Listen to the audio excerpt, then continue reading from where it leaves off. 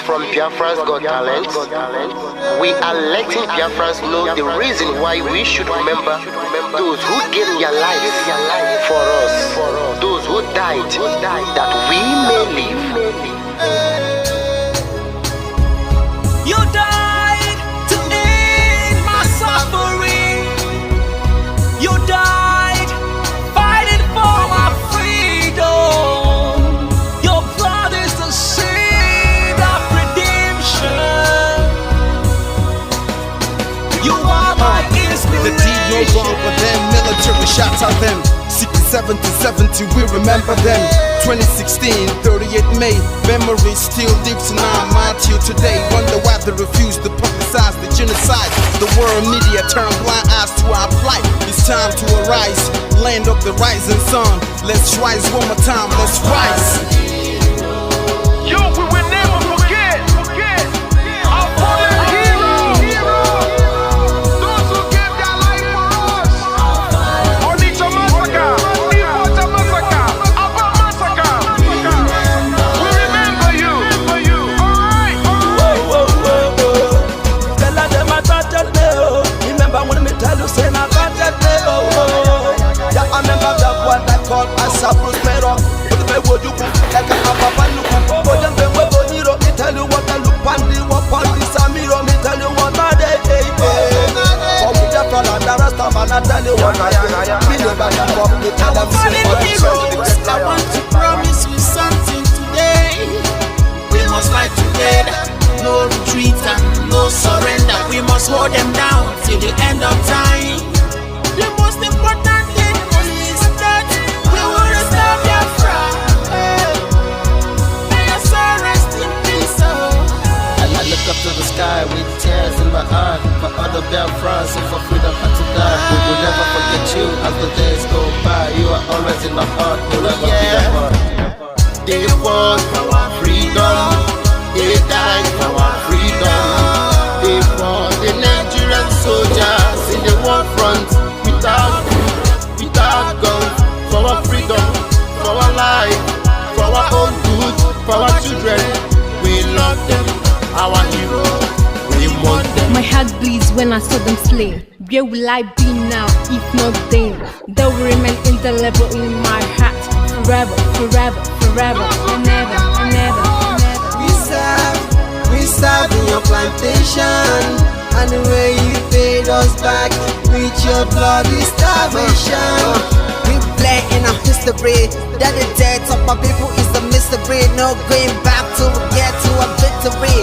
I had a voice now call for vengeance. I never get bomb, I'ma blow like a vengeance. Yo, we will never forget our fallen heroes, those who gave their life for us. Onitsha massacre, Iwata massacre, Aba massacre. We remember you. Alright. Where will I be now? If not you, you died at Mali.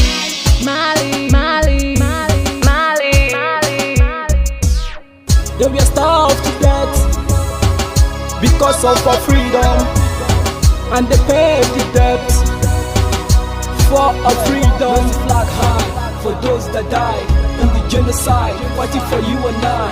There is pain in our heart, we bleeding inside, tears in our eyes, so I'm falling here. This is for my fallen heroes. Give them a motivation, people. It's like I'm looking at myself in the mirror. Cause to be a cast, I need to be a nurse. If we did not retire, They paid the ultimate price. They died for the freedom of unborn child. We live for the legacy.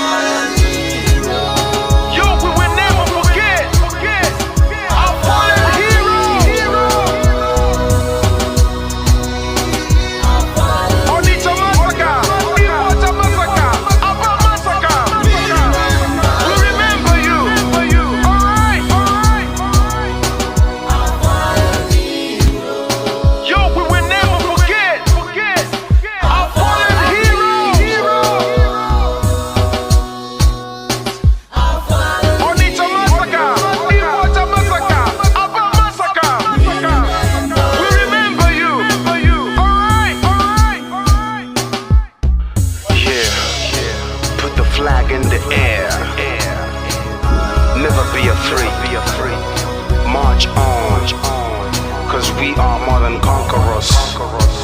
Yeah, you know what it is. I'm looking at myself We in the must mirror. revenge, and we must stand to represent who we are.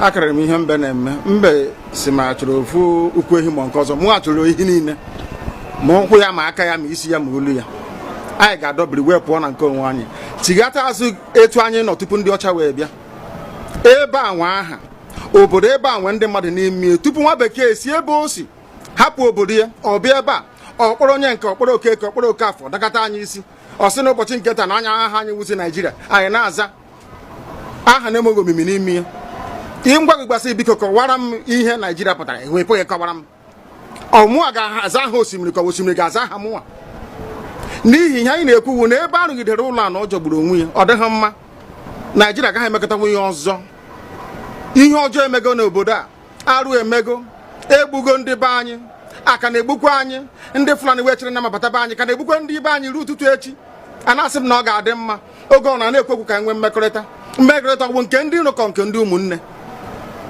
ha egosighị anyị ọtụtụ mgbe ha kpọrọ anyị asị onye ajụrụ ajụ na-ajụ onwe ya ha jụrụ anyị aja ama njụ onwe anyị agbanyeghị na anyị nwe ngwa ahịa n'ugwu Awụsa agbanyeghị na anyị na-azụ ahịa ebe niile dị iche iche na-eme nke ọma kama onye gara ndụ kpakụ onye rie niile ọ Ndụbụisi ka anyị na-ekwu okwu ya ka echehata azụ ebe a ruo obodo anyị ka o wee maa mma wee karịa obodo ndị ọcha na mma ọhịa anyị na-arịọ nwekwe na ugwu nwee nkwanye ugwu n'ime onwe anyị ọnwa anyị pụọ n'iro a na-etigbu anyị pụọ n'iro okwu okwu asị ọ bụ gịnị ma anyị ji wee ekwu okwu ọnwụ ihe ndị a ka anyị sị na anyị agaghị anabatakwa ya ọzọ akụkọ a kọrọ anyị bụ na ọkụkọ na ewu agaghị nzukọ ụmụ anụmanụ a na-emezi mgbe ọbụla a chọrọ ịchụ aja ejiri ọkụkọ maọbụ nwụchụ aja mgbe ọbụla a chọrọ ime ka Naijiria dị n'otu enwe ha na-eto esi wee kpam akpụrụ ndị Igbo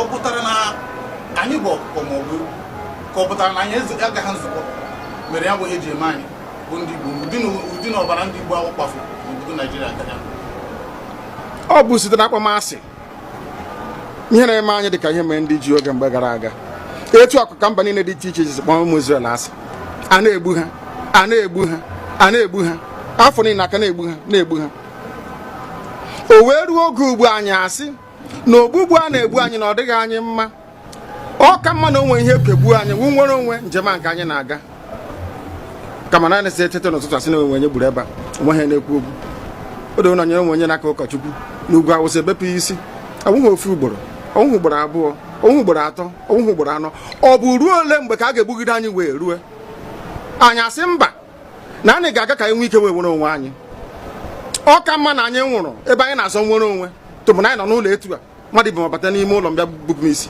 a sị na-achọghị ụdị nka ọ bụghị anyị maka a ga-eji wee chụọ àjà ọzọ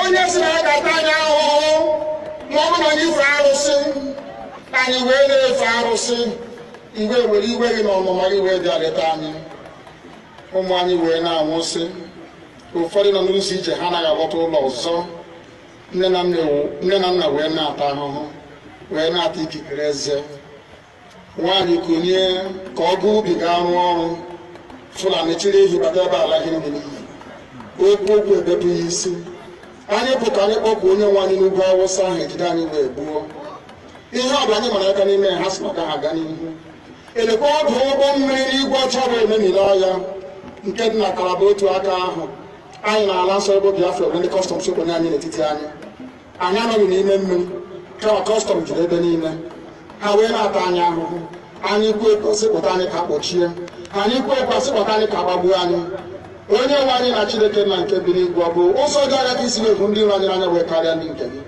akwa anyị bụ ụmụ Chineke akwa ọba aha anyị ka anyị na-aza akwa ọba anyị nwe na-aza ike Chukwu akwa ọba anyị nwe na-aza amara Chineke akwa ọba anyị nwe na-aza Chisom akwa ọba anyị nwe na-aza Chizọba nna nke dị nsọ onye ime eluigwe dịka otu onye iro dị na anyị bụ ụmụ gị bịa ka iwe zọpụta anyị bịa ka iwe napụta anyị n'aka ọjọọ ihe bịa ka iwe lụọrọ anyị ọgụ bịa ka iwe dịtụ ozu ọ bụ ọkọwa mgbe mmiri na Goliath Chineke nke nna nke igwe ruo ememiri afero sikwa otu a mee ka fero ka ọ guzo n'ihu ụmụ ndị anyị ga-ebite onwe eji akọpụ igiri ọtọ ọsọ ị ga na-edu anyị n'ụzọ niile nke ezi omume ọ bụla adịghị na anyị na-aga ndagwurugwu onyinye ọnwụ ọ bụ bụ nwa bụ ekele n'igwe n'ụwa onye ọbụla kere gị n'oge malite n'oge ọgwụgwụ kama anyị onwe anyị gwa anọkwa ahụ ofu ụbọchị anyị ga-anwụ n'ezie kama ma akpọ na okwu gị na-anọgide ego mgbe ebighị ebi ọ bụ ya mere anyị ji were gị n'anya isi anyị wee na-asị nna nke dị nsọ bịa ka iwe egosi anyị Biafra na ndụ na-abụghị n'ọnwụ bịa ka iwe na-ekebe gị na amara gị wee kpuchiri anyị ka uwe bịa ka iwe zọpụta ndị nke gị bịa ka iwe mee ka Biafra wee bịa ka anyị na-ewetụta na nsọpụrụ na ịja mma site n'aha gị onye bụ Chukwu nke abịa ma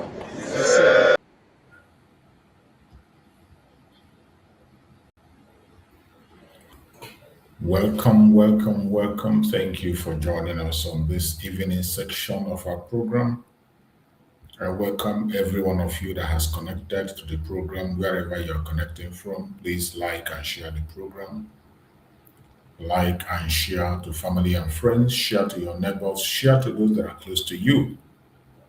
On this very evening program, it is going to be a very quick one. I'm not going to take much of your time.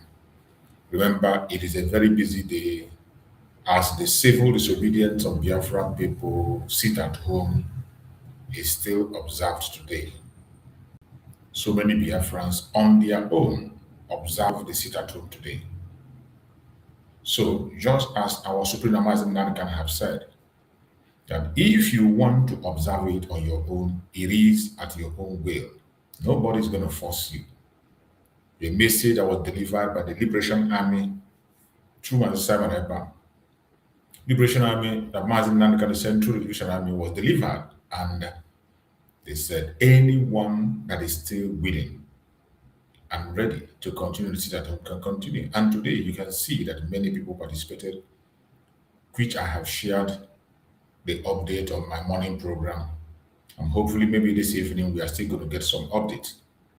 So, my fellow Biafrans, we must continue to pursue our freedom, regardless what anybody says. Don't allow their propaganda to make you walk away from something that is right. As I said in the morning, Mazin Nandekano has made a lot of sacrifice that it demands appreciation. Mazin Simon Ekpa also have made sacrifice that demands appreciation. And how are we going to show appreciation to our leaders for the wonderful work they have done for us in this course, in this journey? The only way we can show appreciation is by remembering them in everything we do, giving them their due respect, making sure that their legacy is not forgotten.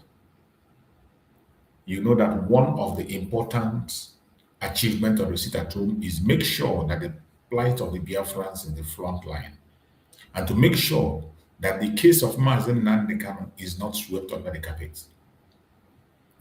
As we speak, Mazen Nandi Okukano is still in Sokoto prison. He is still in Sokoto prison. If anybody is trying to tell you that he's out, he's this, he's that, no, he's not out. And if anybody tells you that Mazen Nandekano is enjoying in Sokoto prison, it is a lie. There is no way Mazen Nandekano will be comfortable and happy in the midst of the enemies, the caliphate. Some of you don't know what Sokoto represents. Sokoto represents everything that is wrong with Nigeria. Sokoto represents everything that Mazen Nandekano preached against. And for him to be in that caliphate, you should know that Mazen Nandekano is not comfortable, not safe in that very place. So even if you want to show appreciation, this is the time. The effort of Mazen Nandekano is commendable. The effort of Mazen Simon Ekpa is commendable. How are we going to commend them for what they have done? It is by making sure that their legacy is not forgotten. I don't care what you believe. I don't care the group you belong. I don't care who you are working for. I do not care your own opinion, your religion, or location. What I care about is our collective effort and request, our collective purpose, the pursuit of Biafra. No matter what anybody is saying, how they say it, what you believe, you must always remember that we have a collective interest, which is Biafra, and that interest must be protected. That interest must be protected.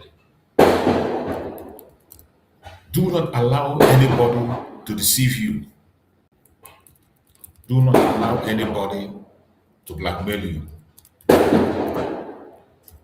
It is needful that every one of us put our heads together and fight this battle until it is won. As I speak, the Biafran people, we are doing very well in all our groups, in all our sections, in everything we are doing. The only thing we have to do is to continue to hold on to that thing that we know already is working. What we are doing is working, and the enemies are very, very afraid of the success we have made so far. If anybody tells you that we have not made success, that person is lying to you. The Biafran people have made great success and continue to make success every single day. So the only thing you have to do is to tighten up your belt. Whatever you have been doing that have brought us this far, double it. Double it. Remember, in one of the messages of Master Simon Ekpa, he spoke about a time when this struggle will be in autopilot. That time has come. The time that Master Simon Ekpa spoke about has come. And that is why it is important that any place you are in this struggle today and you have conviction, please stay there. Stay there and make your contribution to the actualization of Biafra. Wherever you are and you have conviction, do not allow anybody to talk you down or to deceive you. Continue to be on that very place. From every indication, it is a thing of joy to see that the Biafran people know what they want. That is my greatest joy. The Biafran people, they know what they want. It made our job easy on the media. We don't need to talk too much. We don't need to be shouting from one corner to the other. We don't need to be making much of noise because the truth can be hidden. Today, this evening, we are talking about the sit at home. You see the title that you say, Sit at Home Shockwave. Is Nigeria ignoring the warning sign? A question. Is Nigeria ignoring the warning sign, even with the shockwave of the sit at home? Is Nigeria still ignoring the warning sign? They can ignore it for all I care, but I bet you they cannot run away from what is coming. They can never escape it. Chukwu Okike Abiyama is directing the affairs of the Biafran people, and I bet you we are going to get our destination. Do not allow anybody to deceive you. At this point in time, if you have not defined Biafra for yourself, you are going to be a victim. That is why, for a very long time, I have been preaching of people defining Biafra for themselves, so that they can make a decision without anybody influencing them. When you define Biafra for yourself, you cannot accuse anybody of deceiving you. And you can't allow anybody to deceive you. But when you do not have a definition of Biafra for yourself, by yourself, you will always look for someone to blame for your failure. You will always look for somebody to push you before you do a thing. But I'm happy that many Biafrans today have defined Biafra for themselves and they know what they want. That is why you see people working hard on different areas, making differences.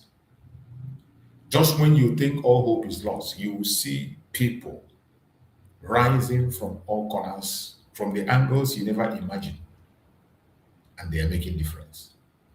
And I bet you this will continue until Biafra is achieved. If you are one of those who think that Biafra is possible, sorry to disappoint you. With or without you, Biafra is going to come. If you think you are too important, that without you nothing will be done, sorry to disappoint you. Chukwu Okike Abiyama himself is in charge of the affair of the Biafran people. And he's going to make everything work out for our own good, just as he has been doing. So I urge every one of you that have joined us on this program this very evening, please continue to stand your ground. That thing you know that you are doing that is working, continue to do it.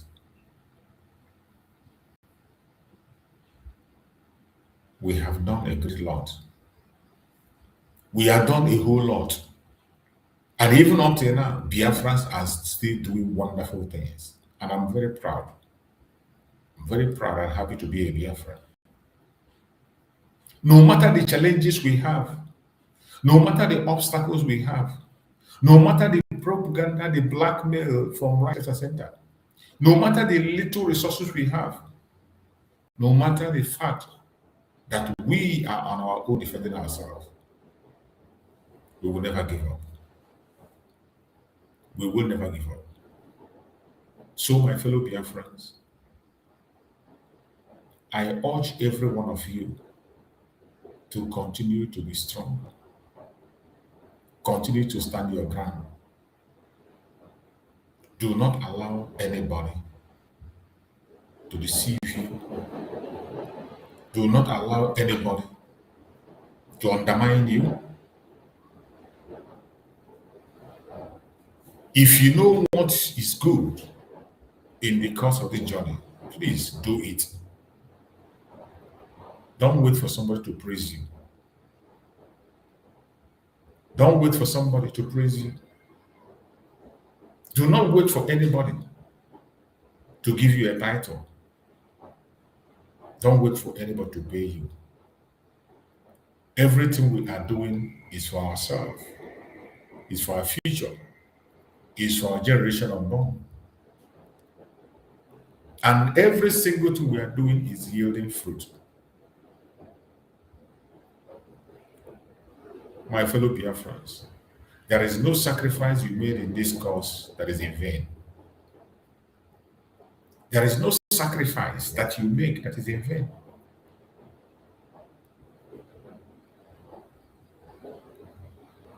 That is why I appreciate, more especially people that are in Biafra land.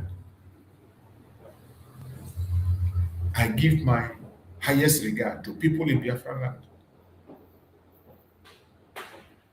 You are in the front line taking the bullet for all of us. You are in the front line taking the bullet for all of us.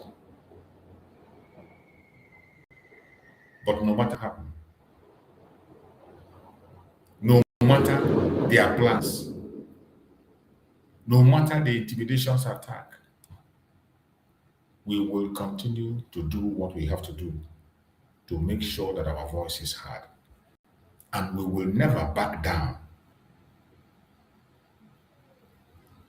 So many of us have seen so many things that is happening every day from all corners and all angles. So many lies and blackmail against us. But in the midst of all those blackmail and lies, Biafran people are still standing. Because Chukwu Okike Abiyama is with us. The jealousy and hatred against us is not because we committed a crime. The jealousy and hatred against us is not because we did something bad. They hate us because we have refused to back down. They hate us because we have refused to back down. They hate us because of our good work. They hate us because we are blessed. The hatred upon the Biafran people is not for any, it's not because we committed a crime, not because we did anything wrong, not because we committed any crime, but because we are hardworking. Our success is the envy of the entire world. The world cannot imagine why these people are still standing. Even after everything has been taken away from them, why are they still standing? The world cannot imagine. Why are they still making impact? Even after all the conditions they were placing, why are they still surviving? Why? That is the question the world is asking. And they can't understand why. The jealousy against us today is not because we committed a crime. And we cannot walk away from whom we are in order to please anybody. That is why I say some of us who are running away from their identity just to be accepted by some idiots, you should be ashamed of yourself.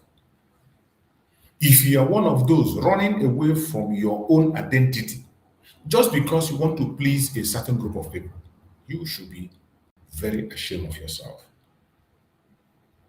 Because we have passed this stage.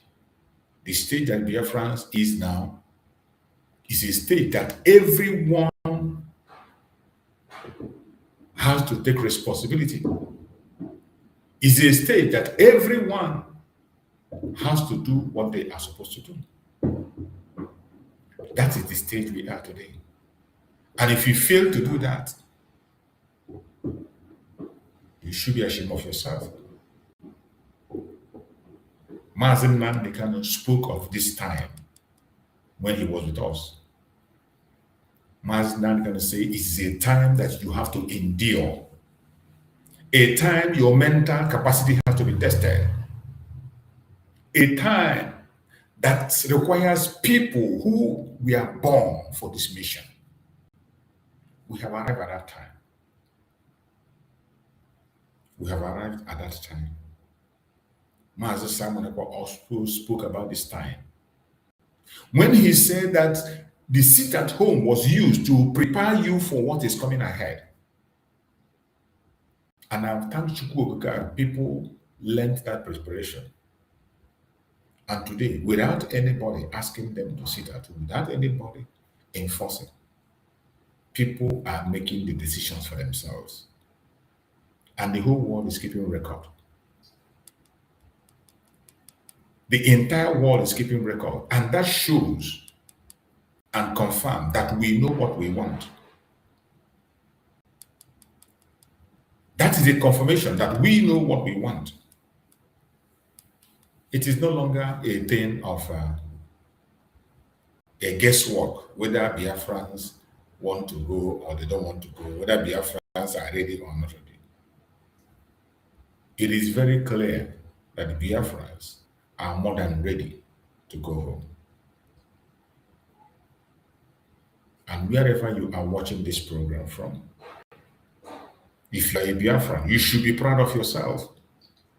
If you are genuinely in this struggle, if you are still standing till now, one thing you cannot do is to tell yourself a lie. If you are genuine, you know. If I am genuine, I know. If I am not genuine, I know. Likewise, you, if you are not genuine, you know. We can't lie to ourselves. The worst thing any man can do is to lie to him or herself. So when your heart convinces you that you are genuine, genuinely pursuing the cause of Biafra, please continue. It is not going to be rosy. They will call you names.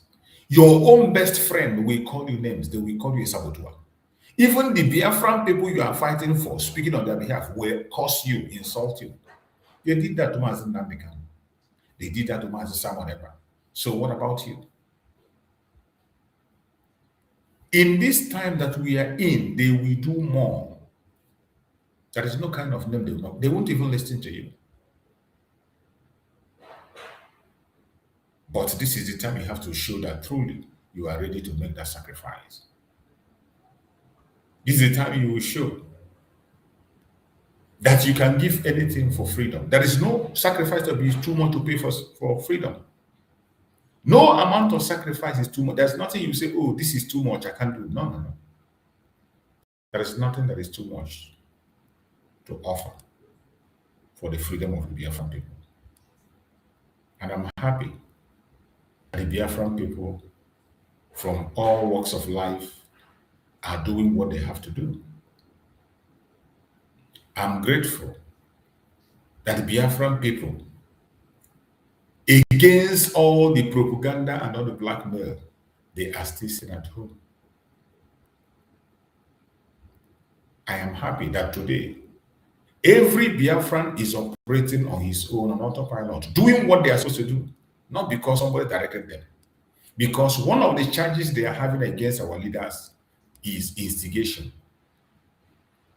How can you still be saying that Mazi Simon Ekpa instigated the Biafran people when after 2 years of his absence, they are still doing what they have to do? They are still pushing. You claim Mazen Nandekan instigated the Biafran people. Mazen Nandekan have been out of the picture for more than 5 years. And the Biafran quest has gathered more momentum than ever. So, how dare you blame Mazen Nandekan for the situation in Nigeria? Our leaders have been vindicated over and over again. And Chukwu Okukabiyama will continue to vindicate them. Every one of us, wherever you are, I urge you to continue to pray for our Supreme Leader Mazi Nandekan and also our Prime Minister Mazi Simon, wherever they may be. You know that very soon, Mazi Simon Ekpa is going to be in the court on the 5th of August. So on that 5th of August, you are required to come to Finland in solidarity with our Prime Minister Mazi Simon Ekpa. Wherever you are, book your flights now, book it early so that you wouldn't have an excuse, so that it can be more cheaper for you. We want to have a full house on that day. We want the court to be flooded with the Biafran people for them to know that our Prime Minister is not alone. We want them to know that our Prime Minister wasn't fighting for himself. He was fighting for Biafra. It is very important that we make it known that we stand with the Prime Minister Mazi Simon Ekpa. So, my fellow Biafrans, as many as have made it a point of duty to continue to show solidarity to Mazi Simon Ekpa, may Chukwu Okukabiyama continue to guide and protect you. As many as made it a point of duty to continue to show solidarity to Mazi Nnamdi Okukano every Monday, may Chukwu Okukabiyama guide and protect you. No amount of sacrifice is too much to make for these people who has put in everything in their life. They put everything on the line. They did not hold back anything. Mazi Nandekan did not hold back his parents, the life of his parents. He didn't hold back his own family. He didn't hold back his career. He didn't even hold back his own life. He put everything in the line. Likewise, Mazi Simon Ekpa. Mazi Simon Ekpa did not hold back his career. He did not hold back his own life. He put himself on front line. And two of them today are in detention because of you, because of me. The least we can do is to keep their legacy alive. That is the least we can do, to keep their legacy. No matter the challenges, no matter the blackmail, no matter the propaganda, we must keep their legacy alive. Nobody's going to force you. That is why I bet you the message of the Liberation Army from Mazen Nandekam, the message Mazen Nandekam delivered to Liberation Army was a very wonderful one, and I was happy. That message came at the right time. Because the plan of the enemy, the plan of Seibo was to blackmail the struggle. But after that very announcement, you see that his plan failed. His plan failed completely. His false flag operation that he was planning a false flag to attack the Biafrans and target on the Liberation Army. If the Liberation Army did not make that announcement, by now you'll be hearing a different thing. Today, you will see people that will go out to go and enforce it at all. If not for that very broadcast they made, today you would have seen people that come out with the gun and they will tell you, oh, we are Liberation Army. Oh, we are Simon Eber boys. But that statement they made destroyed the plan of the Janjaweed. That very broadcast they made destroyed the plan of Seibo. And today, Seibo is in confusion. All his plan destroyed. Biafrans doing what they are supposed to do. My fellow Biafrans, more especially people in Biafra land, I appreciate every single one of you.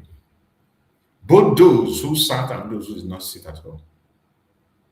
Every one of us have chosen a way to express our anger over the illegal detention of Mazen Nandekam, the illegal conviction of Mazen Nandekam without a written law. We continue to show the world that Nigeria has lost legitimacy in Biafran territory. And we will continue to show the world that Nigeria has lost legitimacy. It doesn't matter the language they come with. It doesn't matter the propaganda they bring. It does not matter under which umbrella they operate. We shall overcome them. And I want you to remember, this is not the time to promote yourself. This is not the time to focus on group and sections. Remember the unity of purpose. The unity of purpose. Don't be an agent of the Janjaweed unknowingly by neutralizing the effort of other people. Every single effort every group is making is counting. Every group, whatever effort you are making is counting. The most important is that don't make yourself a judge for another person. Don't make yourself a judge because you're not qualified. No, there's no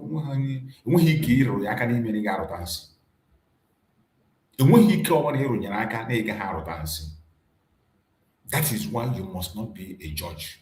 That place you believe that your own is the right one. Focus and do what is right. In a very short while, Mazi Simon Ekpa is going to join us. In a very short while, Mazi Nnamdi Ogukano is going to join us. By then, every of your worries will be solved. At least we have had them openly. Mazi Nnamdi Kanu have said it. I support every group. I appreciate every group. Both the ones I know their name and the ones I didn't know their name. There are too many to number. Mazi Nnamdi Kanu appreciate every single one of us, whatever we are doing. Likewise, Mazi Simon Ekpa, he appreciates everybody. He thanks everybody. And he encouraged every one of us to continue to do what we are doing. Is it we that are outside and are going to divide? Why will it be you and I that will cause the division when our leaders have said we should work together? Why are you going to make yourself an agent of division when your leaders have said, I work with everybody? You see why I tell you, don't be the judge. Because you're not qualified to be the judge. If you know what you think is good, do it. If there is somebody that is doing something that's right, forget about the spirit of Biafra will fight, not you. There is no point calling your brother or your sister names. You on your camera. Instead of you to face the ginger weed that is holding us down, expose the historical with you on your camera to tarnish the image of your brother. When you are tarnishing the image of your brother or your sister, you are doing that to yourself. Mgbe ị na-akpọ nwanne gị onye ohi, gị nwa na onwe gị, ị na-agwa ha nwanne onye ohi ka ị bụ. Mgbe ọbụla ị mepụrụ ọnụ na-akpọ nwanne gị nwoke, nwanne gị nwaanyị onye ohi, gị nwa nwanne onye ohi. Ị ọnụ kamera na-akpọ ife ị na-agwa ụwa niile ya nwanne gị onye ohi. Mgbe ị na-akpọ your fellow Biafran a terrorist, ife ị na-akpọ onwe gị nwanne terrorist ka ị bụ. And they hear that that he wanted the capability to become a terrorist also. He wanted the capability to be new because one no you oh for Abraham na bani moon. Obana one nigga wonyo, he bro you hit a itching when he won't. Obana one nigga a terrorist, he bro terrorist, they went itching when he came here. That is why you don't come to public to vomit nonsense. You don't come to public to vomit nonsense. We know there are some people who are misbehaving. We know that there are some people who are acting in a way that is abnormal. We know all that, but washing your dirty needle in the public is not the best, and will never be the best. Not the best. Every one of us should continue to make our demand. In any way you can continue to make your demand. Unconditional release of Mazen Nandekano and every political prisoner. Nigerian government to recognize Biafran self-referendum, which was conducted by Prime Minister Mazi Samoneba. Nigerian government should remove all their forces from Biafran territory. If they don't recognize a referendum, they should conduct their own. And let us see what the result will be. Continue to demand for self-determination. It is our right. It is your right. Nobody can take away that right from you. Every day when you go to their media, you see the evil in Nigeria. That Nigeria is irredeemable. Today we are still going to go in their media to play the videos that we see from their media reports. We are going to go there. So that when you listen to their media, you will equally confirm everything we are saying. You know, some people, when they come, they say, because we are talking on social media, people don't regard what we say. Some think, oh, we are noisemakers. Because we are speaking on social media, people don't take us serious. But whether you take us serious or not, it doesn't really matter. Time shall tell. When the time comes, you will realize and you will remember that, yes, they said it. That we said it, even though you didn't believe us. At least you will remember that we said it. Today, today you used to hear it. You hear many reports, they will tell you, oh, Mazen Nandekan was right. You go to the conventional media, you see people confessing, oh, Mazen Nandekan was right, he said it. They will say, yes, he said it. And that is why we go to their conventional media to watch them. When they speak lies, we confront them and expose them. And when they expose themselves, we notify the world to take points. I want us to listen to today's news that is coming from the Zoological Republic. We are going to comment on some issues and then we'll move on. Let us listen to what they have to say today in this Rise report. We will continue to follow them bumper to bumper, and there's no going back. Assembly tightens grip on public finances amid 2027 election funding debate. Tensions over public finance has deepened as lawmakers scrutinized INEC's 873.78 billion naira proposal for 2027 general elections, recommending sanctions against non-compliant agencies while questioning delays in Treasury fund releases by the Office of the Accountants General of the Federation. The chairman of the Independent National Electoral Commission, INEC, Professor Joash Amupiton, who presented the proposal before a joint committee of the Senate and House of Representatives on electoral matters, clarified that the 873.78 billion naira required for the 2027 polls is separate from the Commission's 2026 budget proposal. For 2026, INEC plans to spend 171 billion naira on for nothing, including the conduct they will spend the money and do nothing. Elections. Moving on, the lingering crisis over leadership and governance at the local government level in Osun State is taking its toll on workers and pensioners. Many of the communities are also sinking deeper into poverty and neglect. Since March 2025, more than 130 billion naira statutory allocations due to the 30 local government areas in the state have been held back, trapped in bank vaults due to political power play. Even worse, the crisis is increasingly deepening political tension and degenerating into violence and loss of lives. Away from Osun, former Kaduna State Governor Malam Nasir El-Rufai is facing backlash over his claim that the phone of the National Security Advisor, Badu, was bombed. Yes. Aides of the president and politicians, including former Kano State Governor Abdullahi Ganduje, as well as legal practitioners and security experts, are calling for El-Rufai's probe over the claim, arguing that his confession on national television was sufficient grounds for prosecution. But the former governor has gone further to ask the National Security Advisor, Malam Nuhu Ribadu, to clarify reports that the NSA's office imported thallium sulfate, a very dangerous toxin. This is the major point I want you to, that National Security Advisor imported a very dangerous substance to Nigeria. A substance that can be used for nuclear attack. Something that can be called a chemical weapon was imported by this idiot. Where are they going to use it? This is where Biafra has to be very careful. The United Nations have to pay attention, and the US have to pay attention. Where is this man planning to use that substance he imported? You know, that is how they expose themselves. El-Rufai today is opening mouths, talking blah, blah, blah, blah, blah, because he is now indicted.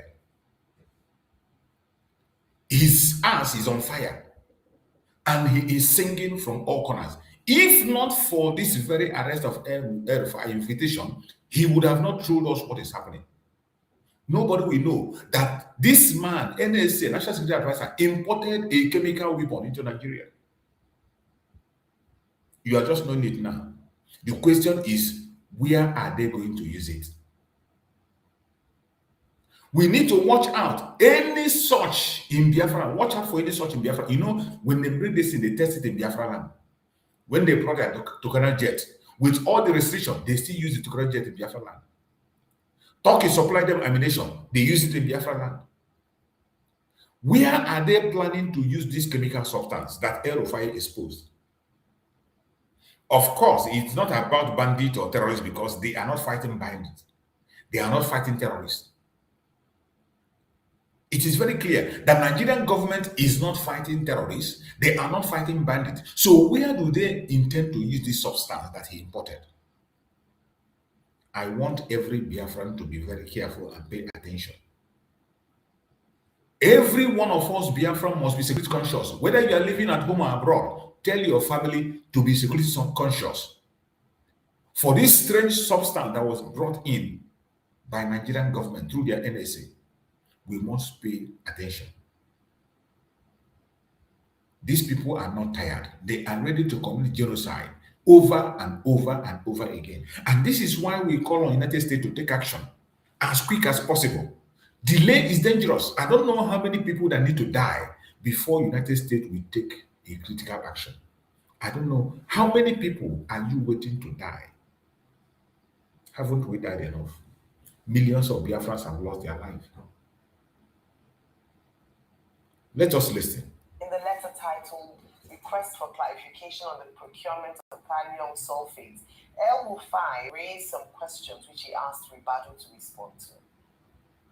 Joining us on Political Brief to discuss these stories is Arise Director of News and Politics Editor Somna Sambo. Good morning. Very busy weekend of news in Nigeria, and some of them presented this morning. You're most welcome today. If you don't mind, let's start. Good morning, Mario. Good morning, Dr. Abatsi. Morning. Of course, Rufai. If you don't mind, let's start with the Nasir Rufai story versus Snow River. Some people are commenting that, well, the attempt to arrest him at the airport on his return to the country did not follow the process.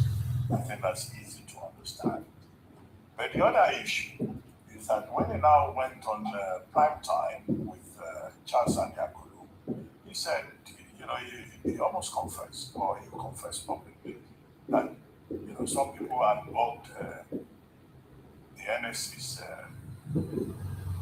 phone, and that he had access to the information, and he made certain allegations. And then confession, of course, is almost like an admission of guilt. To block another person's phone and be reporting publicly is that in itself an offense. So some people have said nobody should now come and say he's been harassed, having used his own mouth to say he's involved in the blocking of phones. The other issue is the Italian sulfate detoxing, which we had asked for clarification from the NSC. The letter is now in circulation. He himself posted it on Instagram. It's dated 16th January. Now, what do you think should follow now? So that the security situation in Nigeria is not reduced to a personal conflict between a former governor and an incumbent national security advisor. On Oshun, we've argued ad on this platform that, look, it's a very funny situation that under the watch of President Tinubu, who supported the rights of states under the principle of federalism, is the one under whose watch now Osun State is being treated badly, and local governments are being seized, and people are suffering, and all kinds of allegations about how local government administration in Osun State has been politicized. Then, of course, INEC is asking for 873 billion. Not Sorry, I don't know why the picture is not showing again. An outstanding 171 billion for all cycle elections. Total over 1 trillion. Where is that money going to come from? When even the Ministry of Health that was assigned 286 billion in the 2026 budget only got, or 2025 budget, only got 36 million naira, 36 million, as opposed to over 280 million.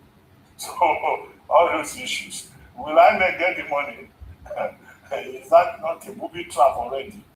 Where is the money even going to come from? At the time they are saying they will sell assets to raise money and then, do some other creative and financial management.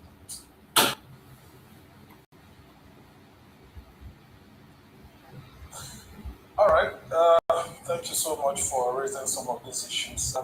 Let's start from the ongoing battle between friends, one in government and one out of government. Nasser El-Rufai and very good friend, the National Security Advisor, and Nuhu Ribadu. I want you to look at it from the perspective. Yeah, they are friends. They know their secret, both secrets. Let them tell us. Because Nigeria should be very careful not to allow these people to drive the narrative. These are just, people who are playing politics with governance. I mean, remember when the APC came into government in 2015? That's where El-Rufai was the arrowhead of the think tank for the Buhari presidency. And of course, they helped to put in place certain things. And of course, you would have seen that, some appointments that were made, which were supposed to have gone towards Bola Tinubu then as APC national leader, as they like to call him, or Nuhu Ribadu. Most of those appointments were kicked aside because of the so-called cabal that were under the Buhari presidency with Nasir El-Rufai, people like Mama Dara, and a whole lot of them, holding sway, with Issa Funtua and so many of those people. So some of the things that you're seeing are part of those grievances, even from the Tinubu presidency himself. They hit back at Tinubu, denying some of his appointees, pushing him aside, and he was quiet for a whole lot of time. And he licked his wounds quietly until he had the time to actually hit back, and of course he got back to power. The same thing with Nuhu Ribadu. And so you would have seen that all these things, Nigerians should look at it without emotion and face the issues rationally. Now, the things that Nasser El-Rufai revealed actually is quite disturbing. And if I were President Bola Ahmed Tinubu, I would start doubting the integrity of Nuhu Ribadu based on the allegation immediately. But then, as NSA, for his phone to be bugged, yes, the idea by Nasser El-Rufai is to push the narrative that Ribadu is ineffective. But is Ribadu really ineffective in power? President Tinubu knows best, because, for him to have appointed Ribadu NSA, it means he has done his due diligence and all of that. So I want us to look at it from that perspective, that El-Rufai is trying to drive a narrative which is very dangerous to the country, beyond the politics that they are trying to play. Because that means if our National Security Advisor's phone is being tapped, a whole lot of sensitive discussions can go out and it could be used against the state. That's why the terrorists is manipulated everywhere. Even Nuhu Ribadu himself. Think it's So clear. it's a very dangerous narrative. But you'll see that Nasser It is the El-Rufai was truth. careful and was being skillful with his words, trying to say that someone else tapped the phone and informed him, not that himself actually tapped the phone. So I would say that the National Assembly needs to come in right now. I know that the APC-led National Assembly is one that, tilts towards the party and all of that right now, instead of the Nigerian people. But in the Sena society, by now, the National Assembly's Committee on National Intelligence should start thinking of putting together a bipartisan committee that will call all these people and listen to them. Because the idea of the National Security Advisor, or the Office of the National Security Advisor, saying that Ribadu should submit all this evidence to the DSS, I don't think that may provide a fair hearing.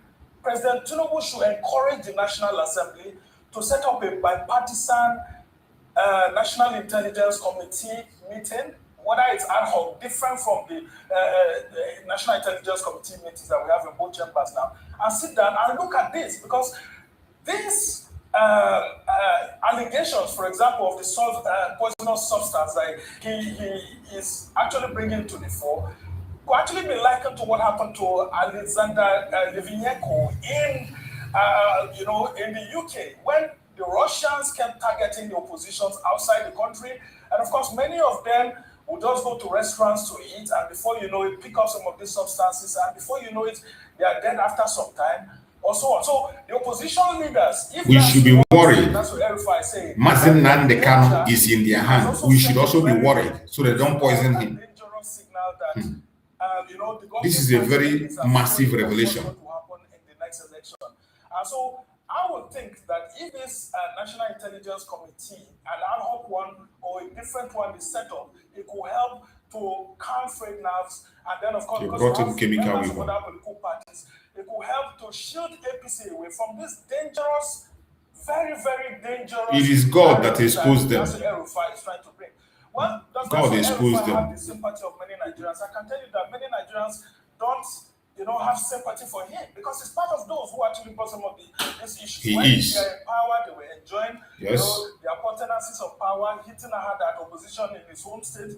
I would have seen someone like Senator Shehu providing very clear and raw evidences. So please, Nigerians should not treat these issues from an emotional perspective. Everybody is a suspect, from President Tinubu to the National Security Advisor to Nasser El-Rufai that's raising the allegation. They are all terrorists. All opposition leaders who claim to have this information.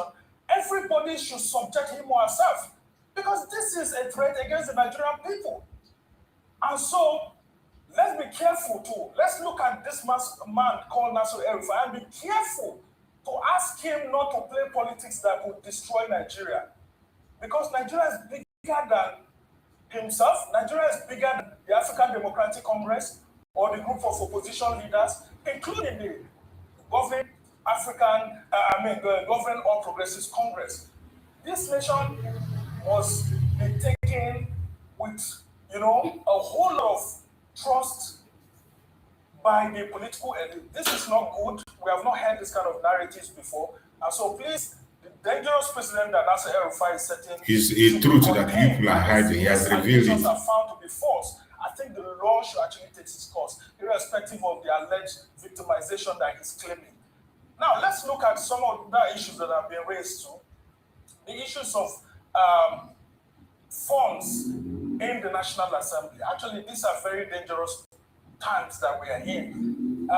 Lawmakers are asking this very simple question, but which the Tinubu presidency hasn't really answered. Where is the money? Because MDAs are complaining that some of them got 5%. In fact, some even got 1% of funding for capital budget. And yet, we heard the president saying that we have surpassed our target. The president said we surpassed our target of 40.8 trillion naira thereabout, only for the Minister of Finance to come and tell us what they do, that we had only realized about 10 trillion. Now the customs, the FIRS that keep telling us that we've already gone above. Where is the money? Because now, if this money is not available to fund INEC on time, and I can tell you that we've already started missing those deadlines, there'll be a problem. 873 billion. The National Assembly should actually question that budget very well, because these issues actually have to do with over expenditure. In the last election, we spent about 3,800 naira per one voter in Nigeria. That's about 93 million voters. So if you now look at the budget that INEC has presented, because that budget there was about 300 and something billion naira, to which they got about 313 billion released to them. Now, if you now put this together, you will see that that amount has quadrupled. And so the cost of election is becoming too much. And then you discover that it is very clear that the National Assembly is not doing its job. Because if both houses of the National Assembly are doing their job, they will scrutinize our INEC budget. Look at the IRF that we're talking about, spending 200 billion. Are we not supposed to be updating the softwares and all of that? How come we are spending so much for a technology that we used in 2023? So they should take a look at this INEC budget very, very clearly, and then see some other additions, like the NYC.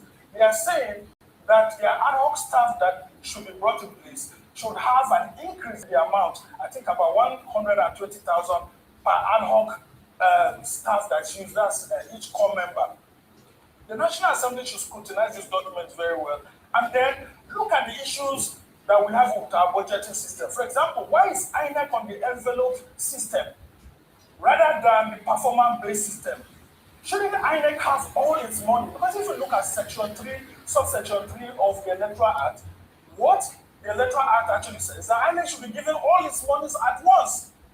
But it looks like they have been given the envelope system, where they're asking about 170-something billion for their own internal operations, and the Minister of Finance is saying that they are going to give them 140 billion. With the crucial role INEC plays, shouldn't the National Assembly be questioning why the executive is reducing the budget of INEC? Because that is an executive interference. And then, on the last note, the issues of funding of Oshun and all of that, honestly, it's a very sad development that President Tinubu's government will still be going through this. But I think we have information that the presidency is trying to see how to wade into it. And I'm hopeful that the president will not treat this as an opposition state, but he will treat it as the president of the Federal Republic of Nigeria, where a component part of the federation, Osun State, is being denied its funds that are supposed to help to run and provide services for that state. And Mr. President knows that this particular state is very dear and critical to him, considering his lineage and all of that. And so there is no reason why Governor Ademola Adeleke should be suffering this, considering that President Tinubu himself has suffered that in the past. The APC-led federal government should be very careful not to repeat the mistakes that was done by the PDP. And I can tell you that the APC has done very well for itself as a political party. These people are all criminal. You will point out fault. At the end of the day, you end up supporting the same evil you are speaking against. That is how we expose their shame. The most important takeaway here is that NSA Ribadu have brought in chemical weapon in Nigeria. They brought in a substance. We don't know what they're going to use it for. Remember, Mazen Nandekano is still in their detention. Mazen Nandekano is still in Sokoto. We should be watchful. And the family of Mazen Nandekano should be much more watchful now than ever. These people have brought in a chemical weapon. We don't know where they want to apply it. We don't know where they want to use it. We don't know who they want to use it on. Because it can't be the bandits because they are not fighting bandits. It cannot be terrorists. They are not fighting terrorists. Biafran people should be very careful. They have used all manner of tactics in Biafran land. And they are ready to commit genocide against the Biafrans anytime, any day. This revelation by El Rufai should not be swept under carpet.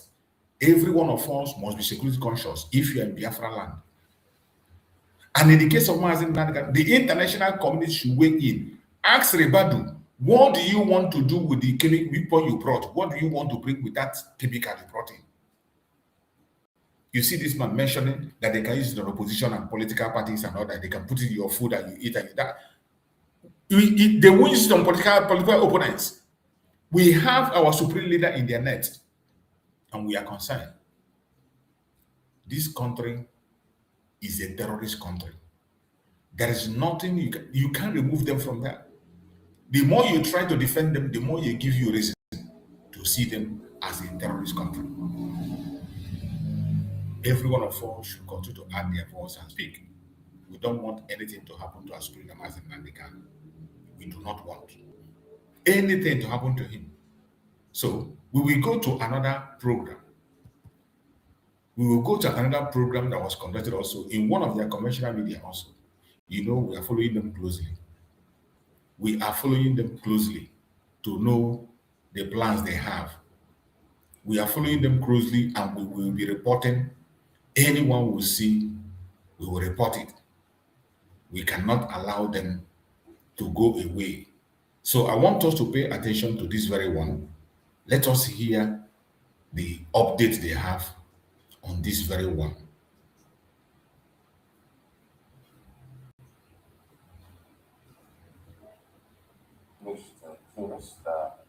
Policy analyst joins the conversation eventually. But let's start off with Vice President.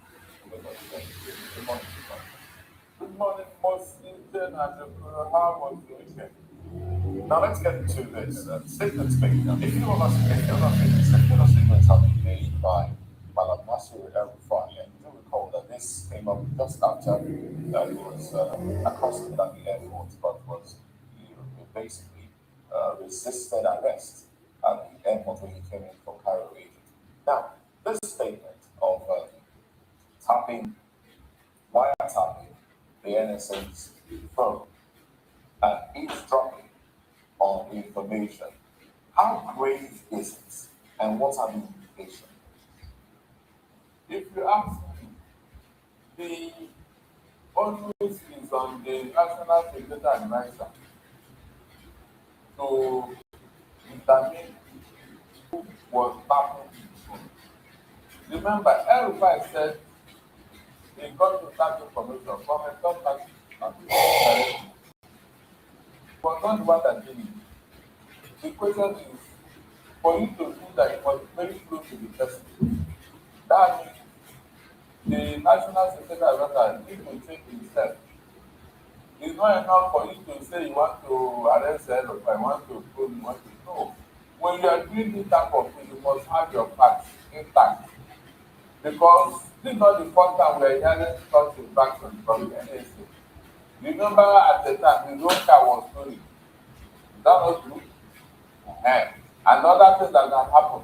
And this NSA, you remember the people that were armed in Bala? They said that they were giving logistics by the National Security Advisor. And these are terrorists. Mm-hmm. So when you look at all these that is surrounding the National Security Advisor, then you can conclude that. Does that justify eavesdropping on such on the National Security Advisor's phone number? If that phone call, if that is happening, then how secure can we say the nation is? Especially when it comes to making decisions and executing issues Absolutely, that can be said here. El-Rufai is leveraging on the information available to me. In fact, is this even legal? Is it legal? Is it legal to wiretap someone's calls? If it is not without authorization from the courts and all that. Mr. Moses, if it is not legal for government to be drop on the citizen's phone call, then how is it not legal with what you're telling me here?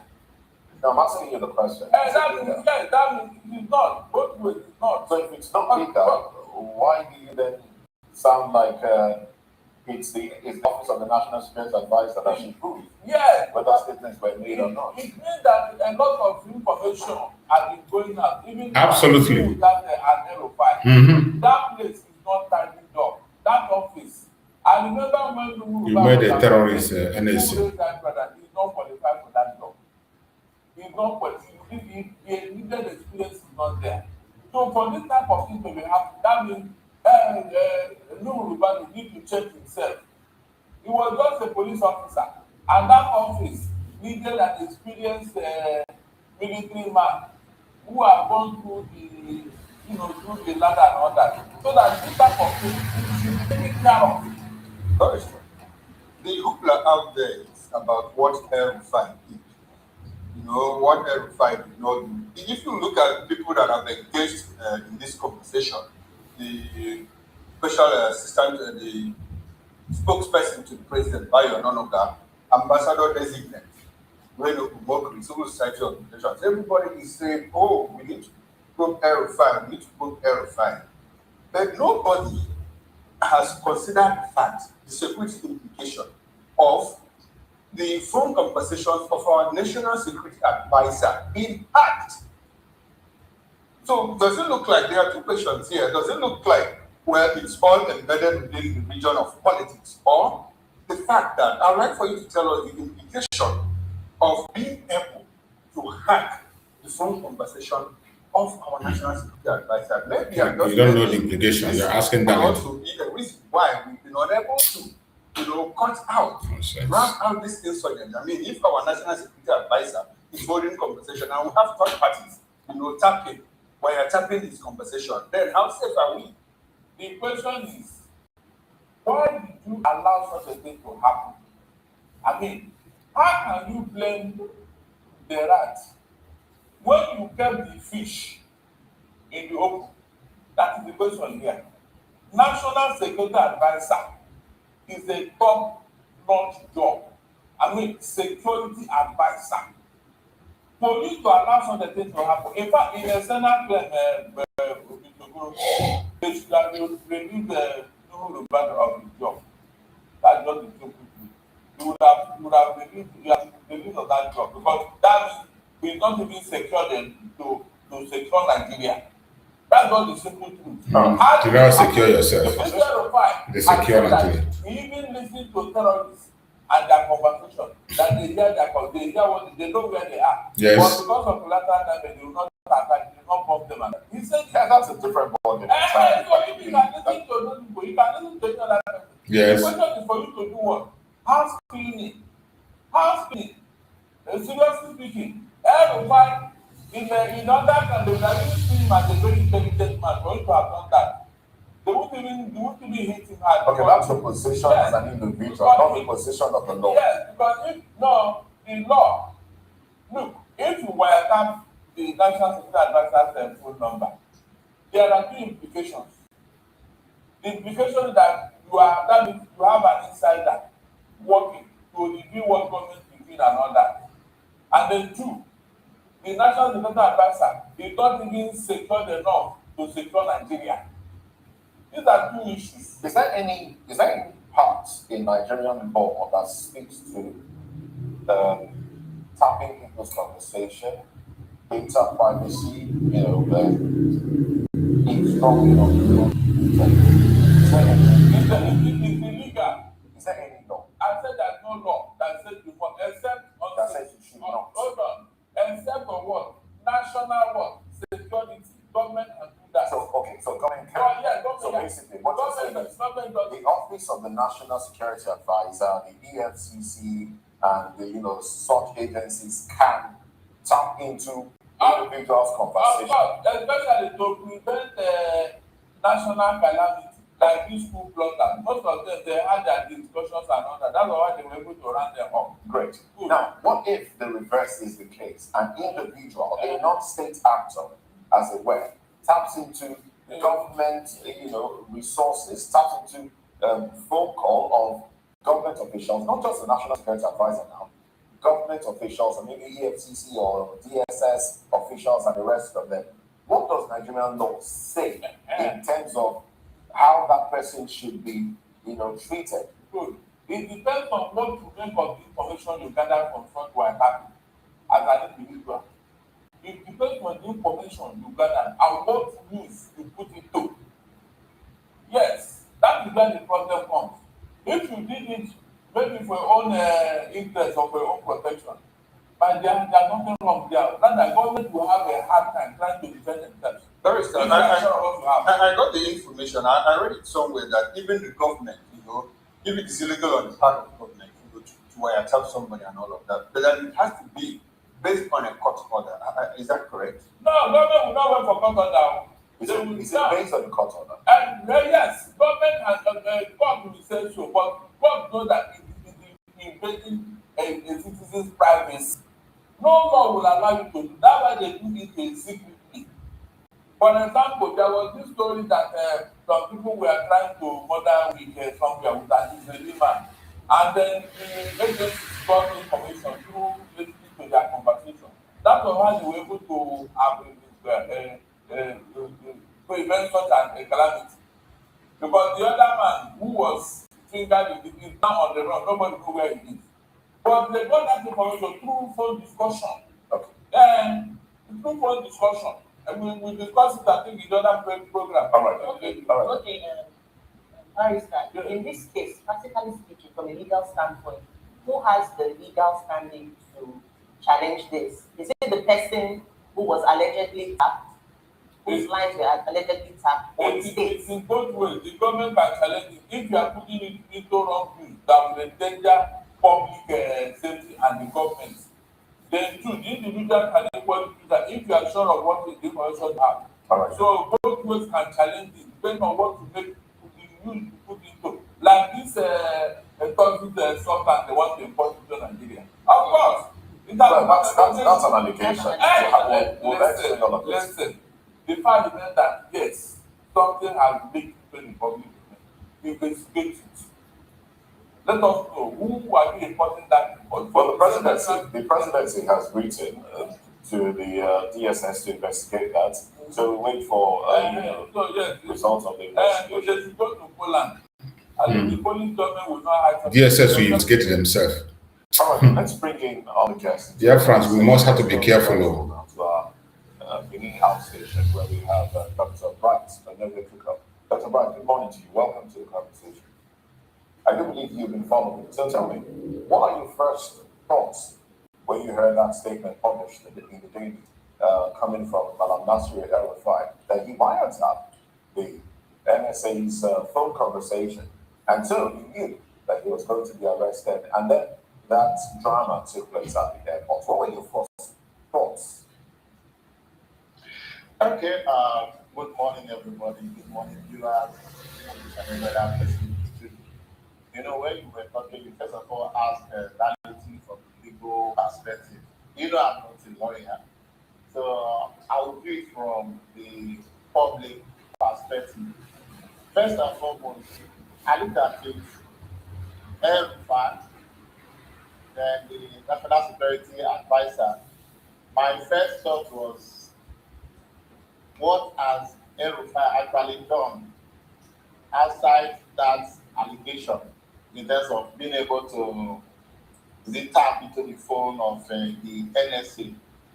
There must be something underneath. Let's not hide from that. This is Nigeria and the election is coming. They have done a lot for themselves. They are friends. They know each other very well. Then, on the other way around, National Security Advisor in a country where insecurity is a major challenge, I begin to wonder, if they can tap into his line, the line of the National Security Advisor, to hear his conversation, then what happens to the ordinary man, the ordinary citizen? So, when we are having issues of insecurity, how come those lines are not even tapped into so you can get first-hand information? Does this give you an impression that yes, this might be the reason we have the actions taken by our security agencies to combat insecurity seem to be failing? Do you get that impression? No. See, look at it. If these things are possible, like Dallas said, you see, you can, there are some offices that, yes, for national security, they can actually do that.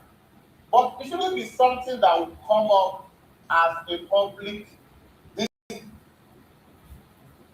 discourse. If actually El-Rufai did it, are they seeking public opinion for him to be prosecuted based on the law?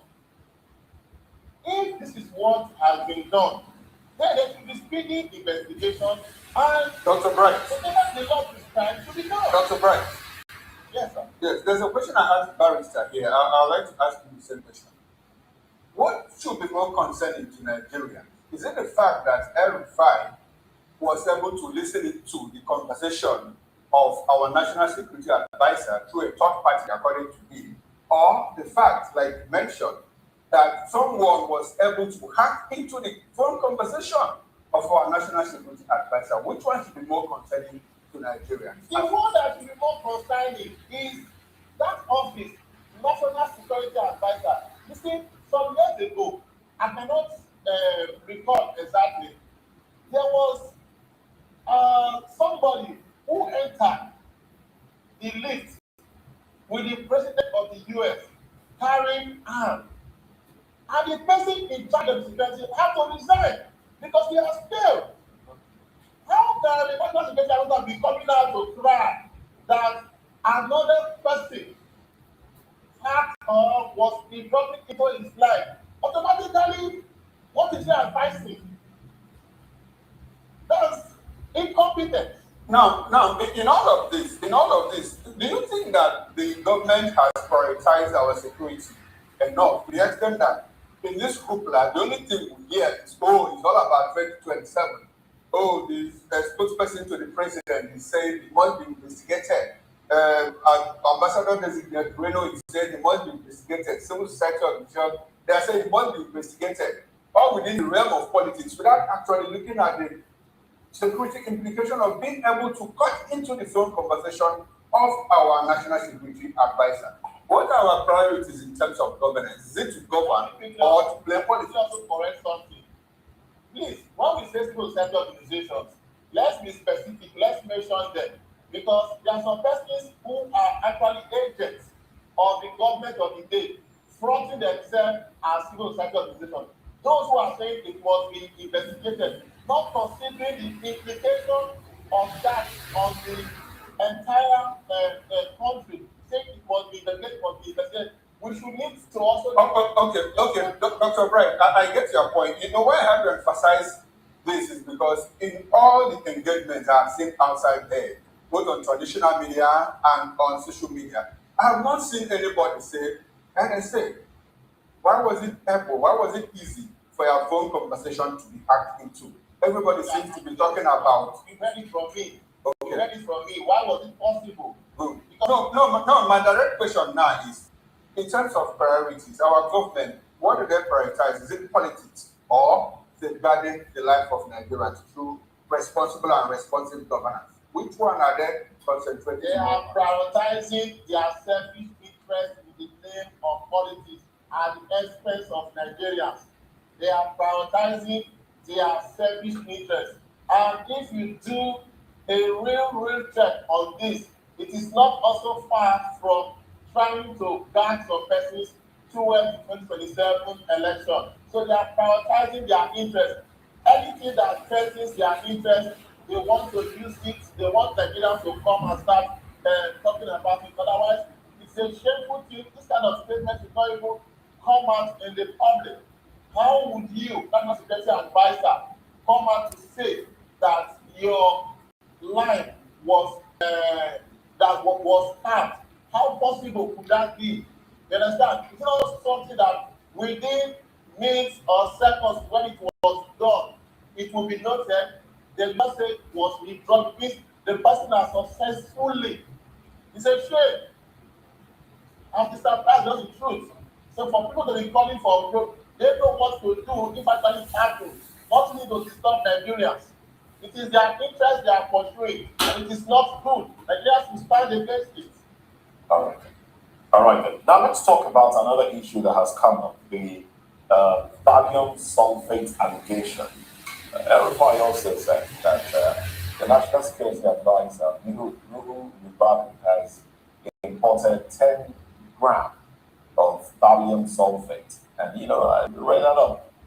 Tell us, I'd like you to tell us more about thallium sulfate and how harmful. Though I read up somewhere that a teaspoon of it can kill up to 34 people.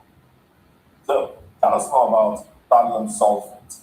And, well, that is also being investigated from what we have gathered. We also know that the Office of the National Security Advisor has denied any of such importation of thallium sulfate into the country. But what are the dangers of having that if it's true? The little I've heard about it is that it's a very, very toxic and dangerous chemicals. I'm not able to talk so much deep into it, but I know that it is toxic and very dangerous and can actually kill. And the danger is that it's a kind of gas that, when you perceive the smell of some kind of gas, let's say, maybe like the tear gas, for example, you could run away. But this kind of gas is something that you may not even know if it is around. Because it's odorless and okay.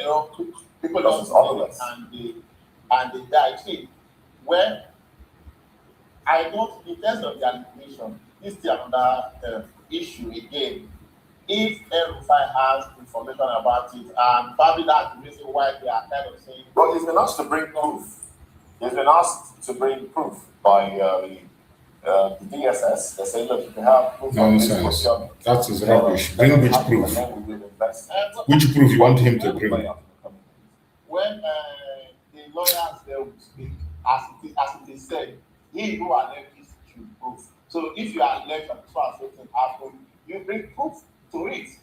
You understand? If you allege that this is what actually transpired at that chemical. On who rests the burden of proof, really? Is it the person who is alleging that chemicals are being brought in, or the person who's been accused of bringing the chemicals in?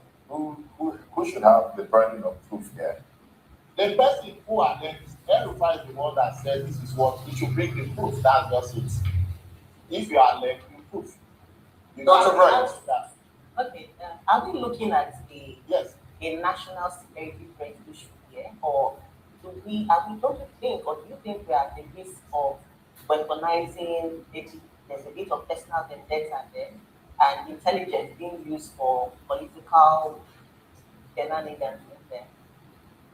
No, you see, we are in a country where when elections are coming, people can do anything for politics. They don't care who and who. But even at that, the proper processes should be followed. Rather.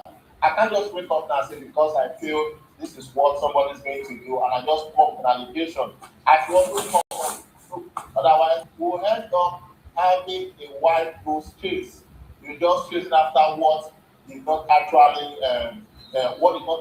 happen. So we cannot say because El-Rufai has alleged, then Nigerians will be running letters together, and at the end of the day, maybe it didn't actually happen. Just trying to create some. So if there is an allegation of such, let the proof be made. But of course, no doubt, that some desperate politicians can actually do anything to get whatever thing they want in terms of politics. And for this 2027, I believe that I feel that many of such will be coming up, not even with the use of chemicals. They will be coming in various forms and various shades. So if they see anything, oh, this person is a that's very scary. If you tell us that a lot of these will be coming up. And talking about 2027, let me ask you, because there seems to be, a lot of politics around all of this. My concern is Mazin Nandekano is in their hand. That chemical, the world should hear it. Mazin Nandekano is in their hand. And people should watch out for it. So they don't use it on Nandekano. Probable candidates in 2031. Now, how much longer do you think that we should keep this man as national security advisor? I mean, the president's appointee and all of that, but Nigerians also have a chance to say, well, this is what we want concerning our security and all of that. This man, his car was stolen. And the vehicle, I'm trying to reel out some compromises we have had in that office. His car was stolen at some point. A lot of people thought that it was a breach that shouldn't have happened, to the office of the National Security Advisor. Away from that, about 6 months ago or less than that, there was this allegation out there. Some people were caught, and they said, well, they were caught with arms in some parts of Kwara State. And they said, well, it was the NSA that armed us, and we are helping him, to fight killer headsmen and the bandits and all of that. National Security Advisor arming the Allah, the known terror organization, about the seventh in the world by international agencies classification and all of that. Now, we are hearing that his phone has been hacked. And instead of talking about why it was possible for his phone to be hacked, we are trying, to conduct a probe into all of that, the person that did all of that. How much longer do you think that the president should be tending that? Is it something that we should continue to have going back and forth? Oh, he's doing a lot and all of that. And I want you to factor in the fact that in all of his stay in office, insecurity has even doubled now. Bandits, terrorists, and all of that are doing a lot. How much longer should we keep him in that office? Well, Mr. Chikoba, first, the person who appointed him knows what to do first on that. Then number two, it's also good that when we say National Security Advisor, please let also put his name and his picture. His name and his picture. The reason is that when we have his name and his picture, it will give Nigeria a very good impression about who this person is, and they can track him back. If my memory is right, the NSA is who? New Rubabia. He was formerly EFCC person. In his time as EFCC, how? Has he not contested before? Had the ambition to contest as president? So you can also trace his antecedents. So, see, if you are asking me to say how long he keep in office, but the fact that phone was tapped into and you're able to drop into his conversation is enough for him to resign.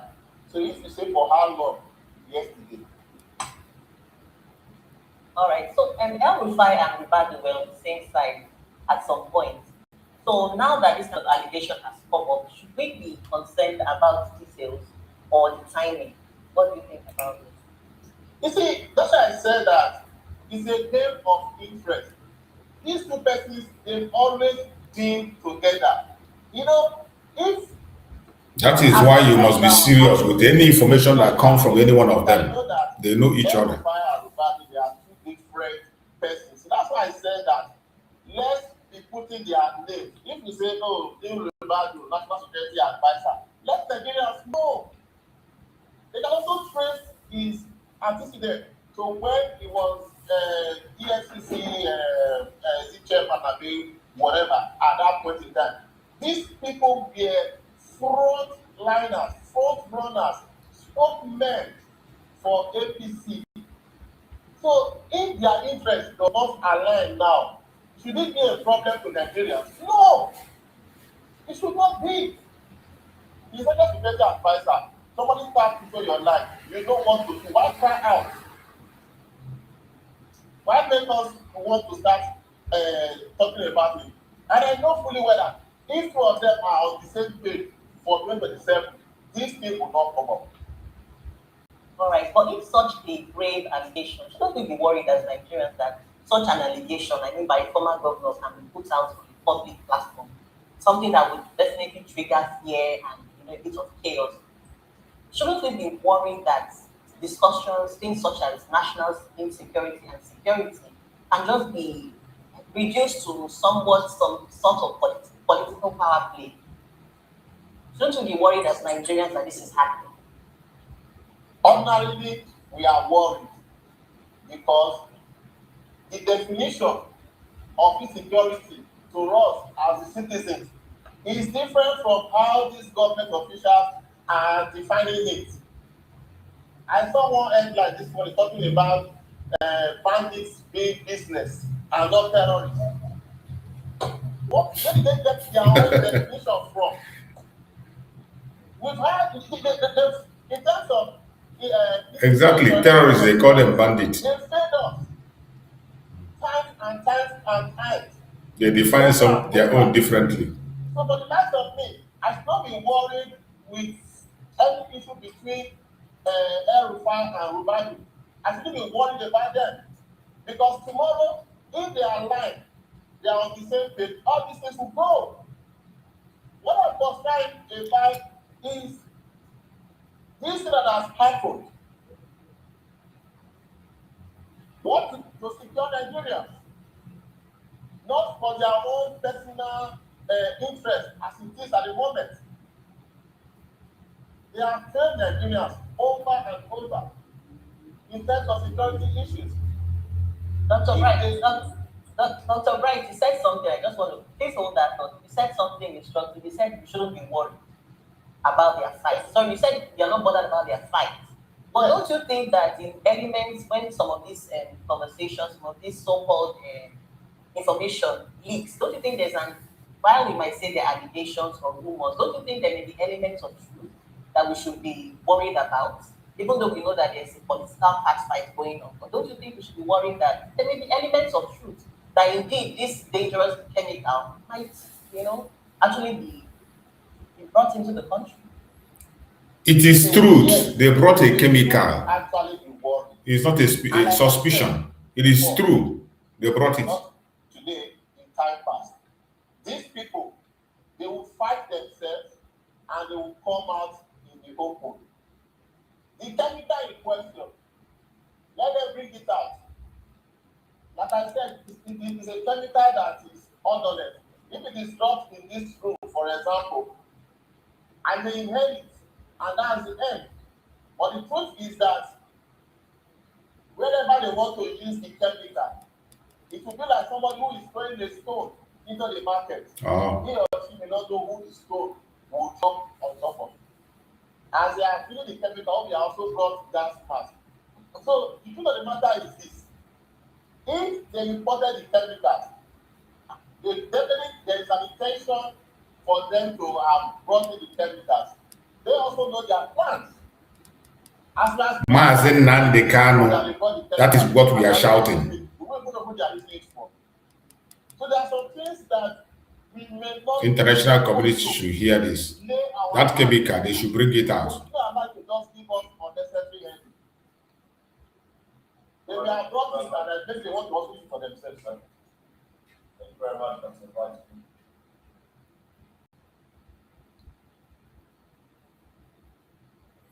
You have heard it. The most concern of everybody is that chemical they brought in. And I want everybody watching this video, wherever you're watching from, anything you hear from these people is not a propaganda, not a blackmail. They know what they're doing.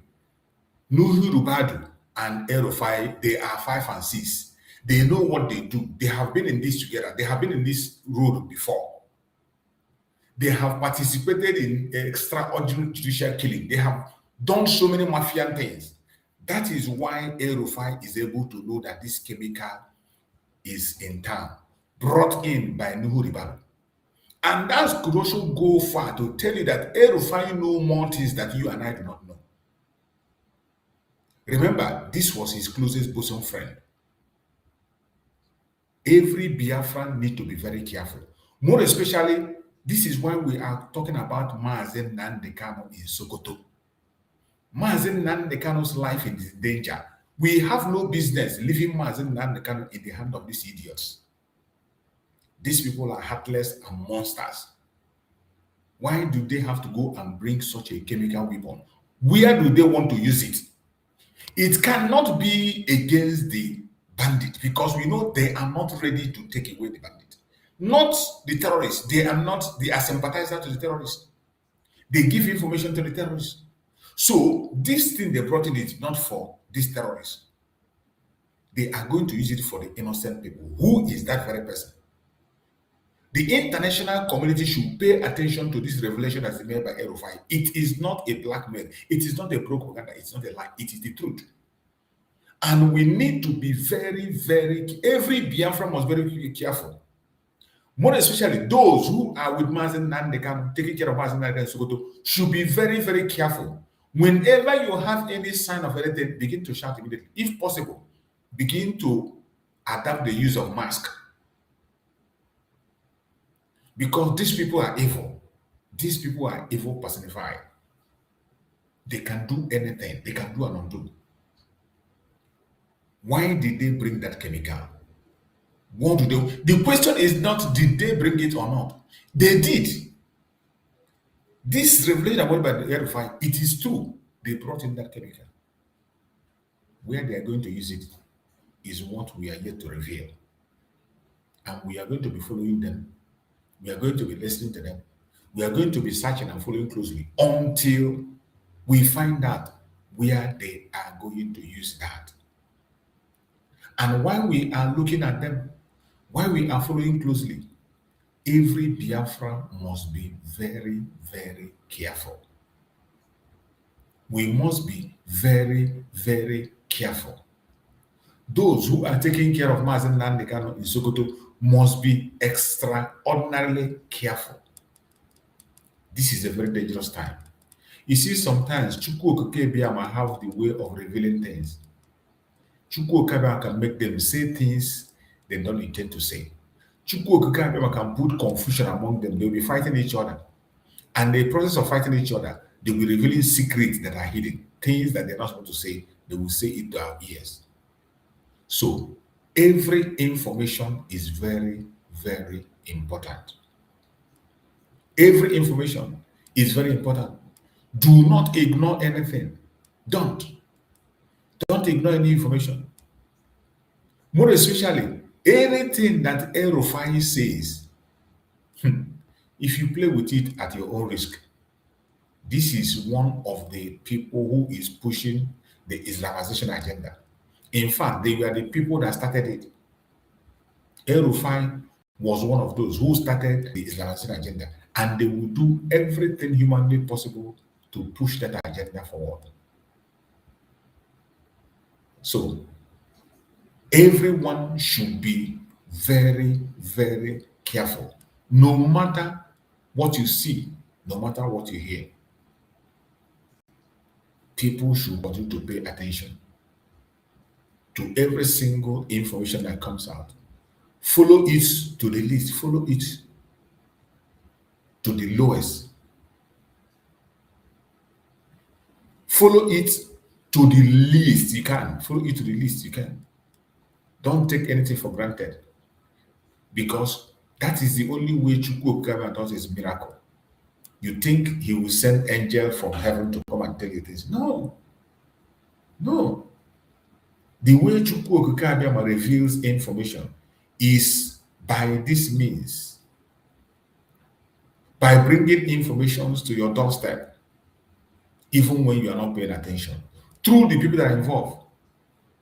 He can put confusion among them. They will be fighting each other. And while they are fighting each other, they will be exposing things that they are not supposed to expose. So wherever you are, you must pay attention. Don't play games. Don't ignore any information. They are important. They are important. So before we go, let us look at some of the updates they have. Some of the update that came up. Let's see. This one says 3 suspects in murder of Nigeria hailing driver in South Africa remanded until February. Can you imagine? This one says no power supply for 10 years. Kaduna community threatened protest. For 10 good years, no power supply. No be 10 years, they don't have light. Photo identity of 26 years old policeman killed by illegal miners, allegedly led by Chinese national revealed. See? Illegal miners. Look at the person they killed. Spawn Chinese. Illegal miners, Chinese illegal miners. Sponsoring bodies. Immigration Service secretly allowed 5 Chinese nationals arrested, deported over illegal works. You see? That is Nigeria for you. Immigration Service secretly, they secretly allowed 5 Chinese nationals arrested, deported over illegal work. They secretly deport them. That is Nigeria for you. Illegal miners that they caught, instead of to prosecute them, they secretly release them and deport them. Secretly, Nigeria. That's the country that will be good. Mad people everywhere. 21 years old apprentice arrested for killing master with pistol, injured wife in Anambra. Imagine. Chaos everywhere. Kogi governor aide Ali Bello should be probed over alleged evidence tampering in 10 billion fraud case. You won't try. When you hear their fraud, it's not a small one. Shaking fraud. When you hear the sound of fraud in Nigeria, if you know shake, if you know fear, that means you get hurt.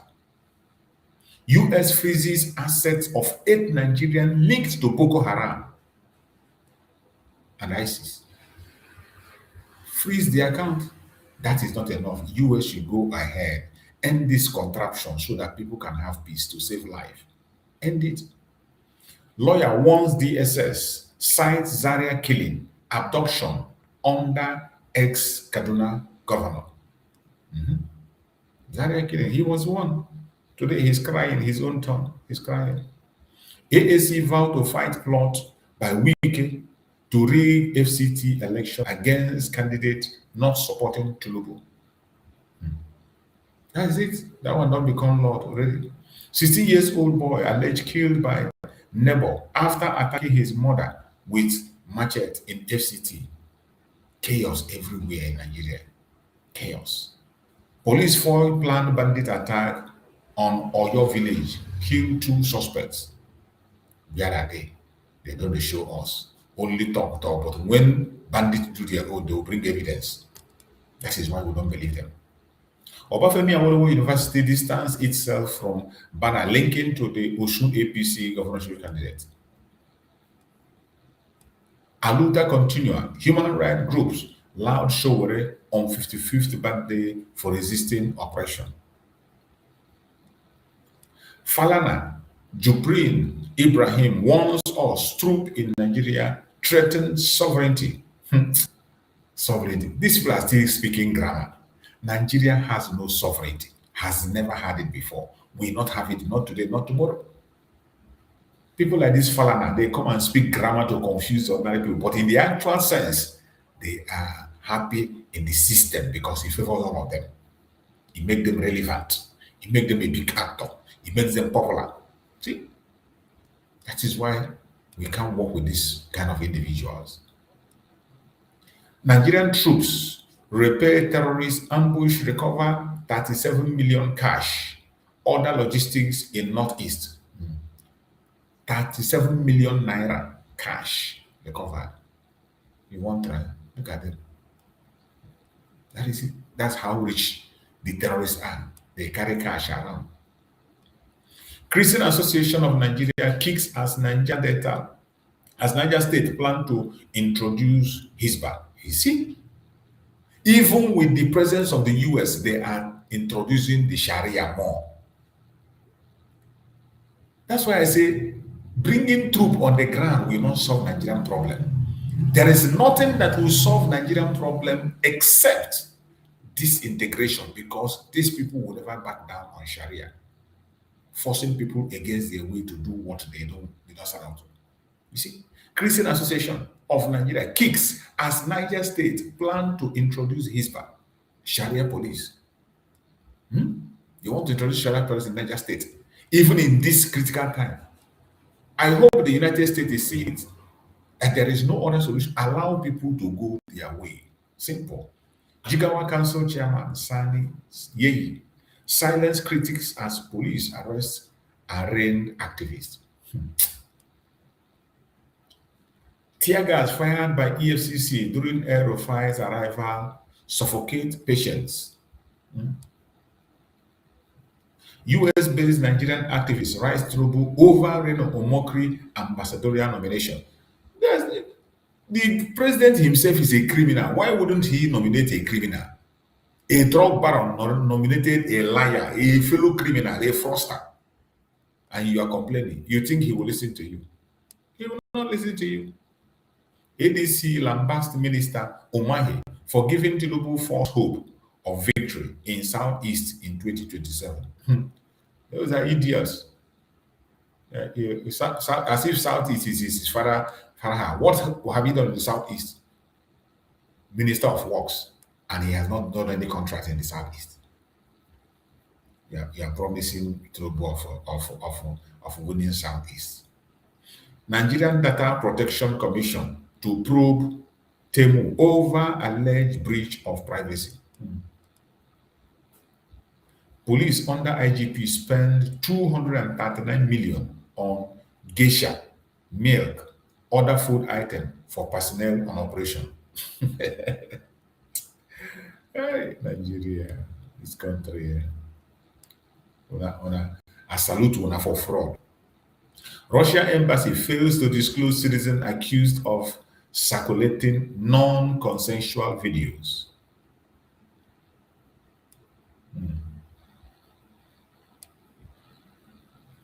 That is it. Mad people everywhere.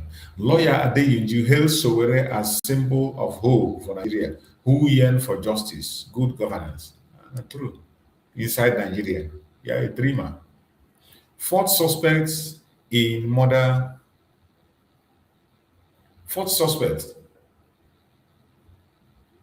of Nigerian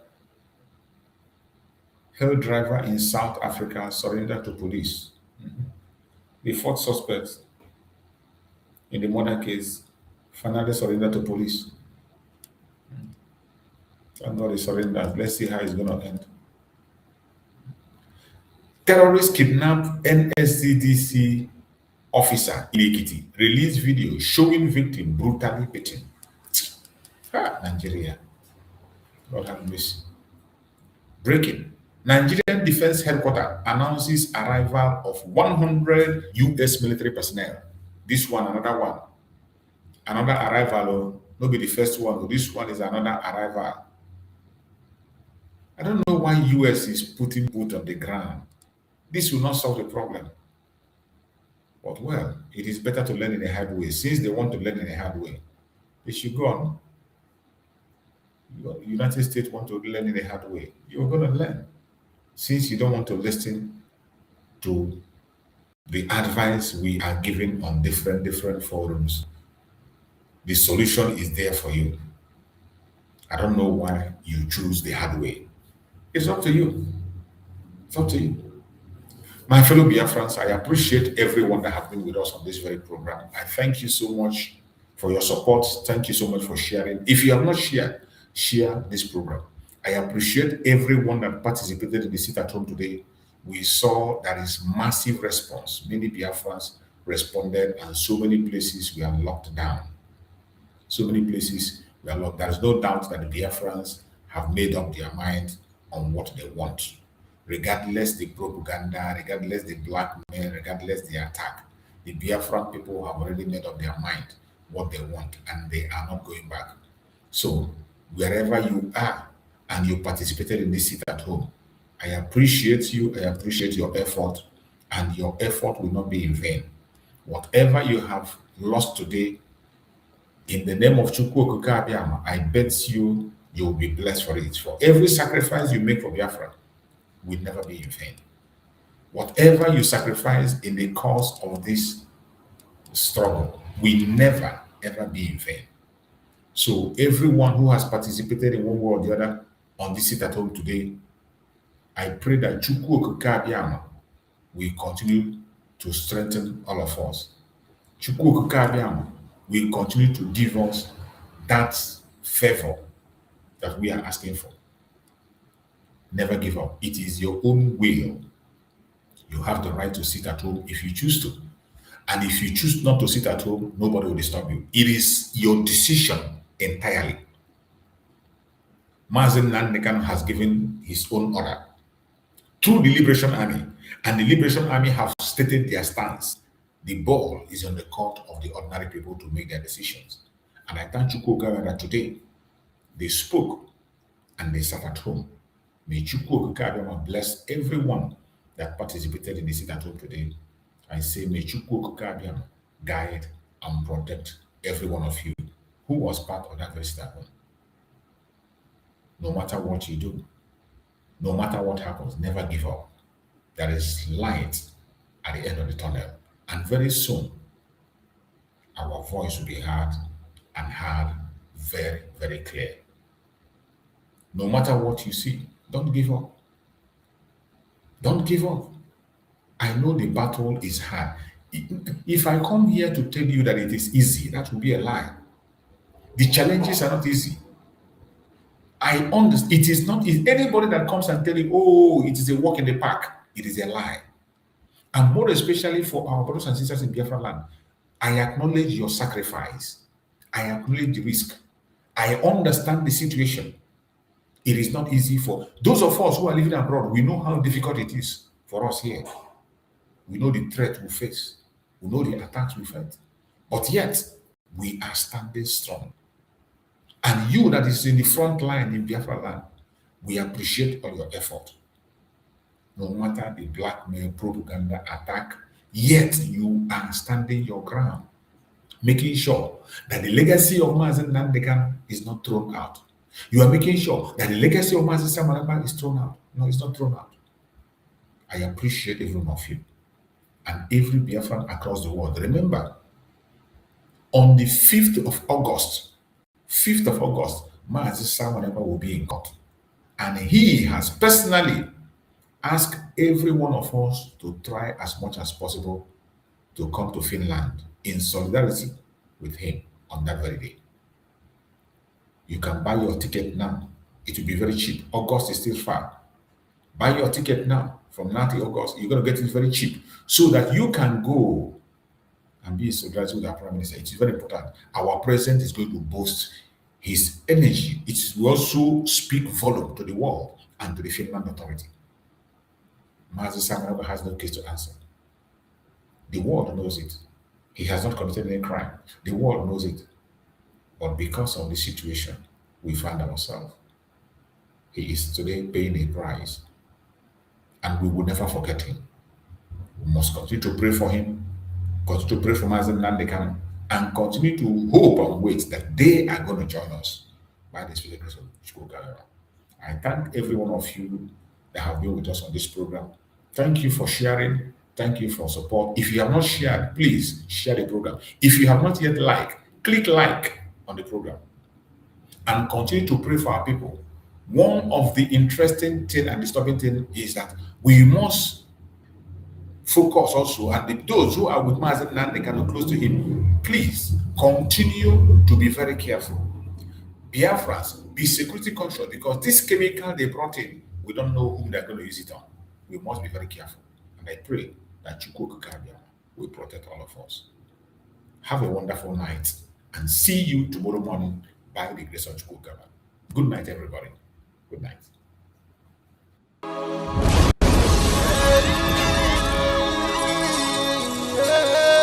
This is from Biafra's Got Talent. We are letting Biafrans know the reason why we should remember those who gave their lives for us, those who died that we may live. You died to end my suffering. You died fighting for my freedom. Your blood is the seed of redemption. You are my inspiration. The deed no wrong with them, military shots at them. 67 to 70, we remember them. 2016, 38 May, memory still lives in our mind till today. Wonder why they refuse to publicize the genocide. The world media turn blind eyes to our plight. It's time to arise, land of the rising sun. Let's rise one more time, let's rise. Yo, we will never forget our fallen heroes. Those who gave their life for us. Onitsha massacre, Iwata massacre, Aba massacre. We remember you. Alright. Tell them I got that day, oh. Remember when me tell you say I got that day, oh. Yeah, I remember that what I call a Sabrus Mero. But the way you put like a papa nuku. But then when we go me tell you what I look pandi, what pandi Samiro, me tell you what I day. For me the front and the rest of man, I tell you what I day. Me know back and forth, me tell them I want to promise you something today. We must fight together, no retreat and no surrender. We must hold them down till the end of time. The most important thing is that we will restore Biafra. May your soul rest in peace. I look up to the sky with tears in my eye. For other Biafrans and for freedom had to die. We will never forget you as the days go by. You are always in my heart, you'll never be apart. They fought for our freedom. They died for our freedom. They fought the Nigerian soldiers in the war front. Without food, without guns. For our freedom, for our life, for our own good, for our children. We love them, our heroes. We want them. My heart bleeds when I saw them slain. Where will I be now if not then? They will remain indelible in my heart forever, forever, forever, and ever, and ever, and ever. We serve in your plantation, and the way you paid us back with your bloody starvation. We bled in our history that the death of our people is a mystery. No going back to get to a victory. I had a voice now call for vengeance. I never get bombed, I'ma blow like a vengeance. Yo, we will never forget our fallen heroes. Those who gave their life for us. Onitsha massacre, Iwata massacre, Aba massacre. We remember you. Alright. Where will I be now if not you? You died at Mali, Mali, Mali, Mali, Mali, Mali. They were starved to death because of our freedom, and they paid the debt for our freedom. Flag high for those that died in the genocide, fighting for you and I. There is pain in the heart, we bleeding inside, tears in the eyes, so I'm falling here. This is for my fallen heroes. Give them a motivation, people. It's like I'm looking at myself in the mirror.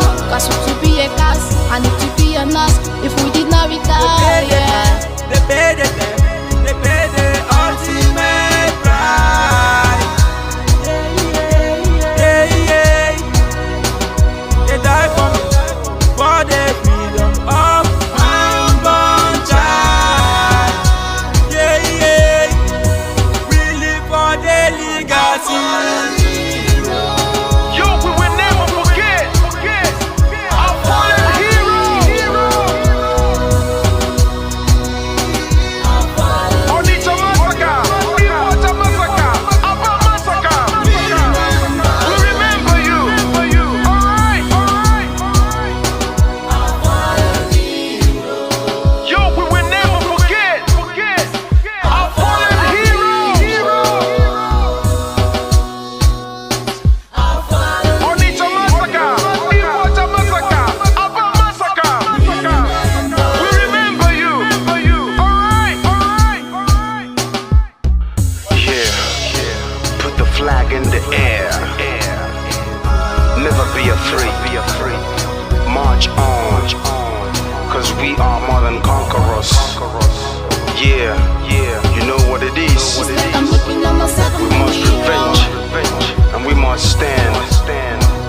represent.